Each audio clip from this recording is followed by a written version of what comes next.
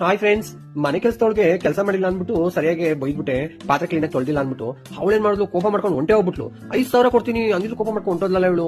ಬಿಡು ನಾನೇ ತೊಳ್ಕೊಳ್ಳೋದ, ನಾನೇ ಇದ್ ಮಾಡದ, ನಾನ್ ಯಾರ್ಕಿಂತ ಕಮ್ಮಿ, ಪಾತ್ರೆ ಎಲ್ಲ ನಾನೇ ಚಕ ಚಕ ಅಂತ ತೊಳೆದ್ಬಿಡೋದ ಅನ್ಬಿಟ್ಟು ತೀರ್ಮಾನ ಮಾಡ್.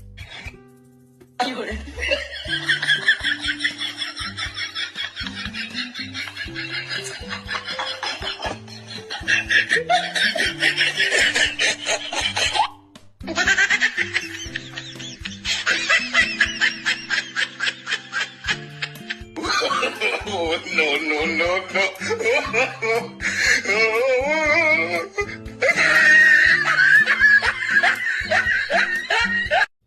ಅಯ್ಯಪ್ಪ ಅಯ್ಯಮ್ಮ, ಸಾಕಪ್ಪ ಸಾಕು. ಮನೆ ಕೆಲಸದವ್ರನ್ನ ಯಾವುದೇ ಕಾರಣಕ್ಕೂ ಬೈಬಾರ್ದು.